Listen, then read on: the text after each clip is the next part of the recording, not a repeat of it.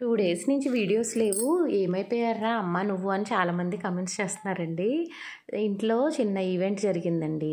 ఆ వీడియో నేను నెక్స్ట్ దాంట్లో అప్లోడ్ చేస్తాను. ఎందుకంటే వీడియో లెంగ్త్ ఎక్కువైపోయింది. వీడు మాత్రం చూడండి ఎలా ఉన్నాడో. వాళ్ళ అన్నయ్య తీసుకెళ్లకుండా వెళ్ళిపోయాడని బాధలో ఉన్నాడు. సరే పైకి తీసుకెళ్తాను పదా అని చెప్పి పైకి తీసుకెళ్ళానండి. ముందు రోజు శివరాత్రి అండి. తర్వాత రోజు చాలా హడావిడిగా ఉంది గుడి దగ్గర. శివరాత్రి రోజు కంటే ఎక్కువ హడావిడి ఉంది. ఏంటి అని చూస్తే అన్న సంతర్పణ జరుగుతుందట. మొత్తం ఈ వీధి చివరి నుంచి ఆ వీధి చివరి వరకు టెంట్లు వేసేసి లైటింగ్ పెట్టి ముందు రోజు రాత్రి శివయ్య పాటలు పెట్టి భలే అనిపించిందండి అసలు నాకైతే. లాస్ట్ ఇయర్ కూడా హౌస్ కన్స్ట్రక్షన్ జరుగుతుందండి. అప్పుడు కూడా ఇక్కడే ఉన్నాం మేము. కానీ అంత గమనించలేదు. పొలాల మధ్యలో ఉంటుంది కదండి, చాలా అందంగా ఉంటుంది గుడి. చాలా హడావిడి కూడా జరిగింది. ఈ ఏనుగు బొమ్మనైతే తెప్పించానండి నేను. ఇది చెక్కతో వచ్చింది. బయట గుమ్మంలో 2 వైపులా ఏనుగులు ఉన్నట్టు ఉంటే చాలా మంచిది అని అంటారు కదా. నేను కన్స్ట్రక్షన్ టైంలో ఏదో ఒకటి చేయించాలి అలా అనుకున్నాను కానీ అవ్వలేదండి. అందుకే ఇలా వుడెన్ ఎలిఫెంట్ అయితే తెప్పించాను.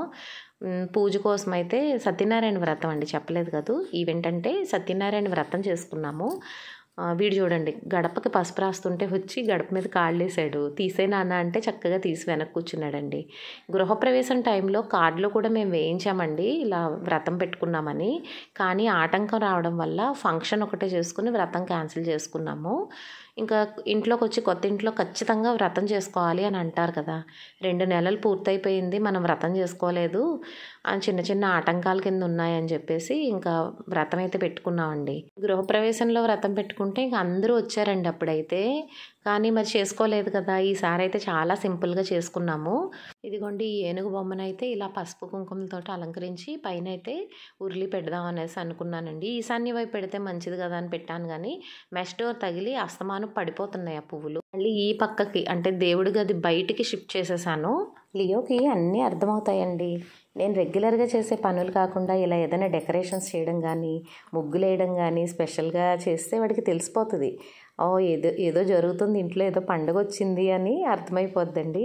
చల్లమిరపకాయలు ఎండలో పెడదామని పైకి వెళ్ళామండి. ఈ శివాలయానికి వచ్చే భక్తులందరూ మా ఇంటి దగ్గర బైక్స్ పెట్టుకుని అలా పొలాల్లో నుంచి అడ్డపడి నడుచుకుంటూ వెళ్తున్నారండి.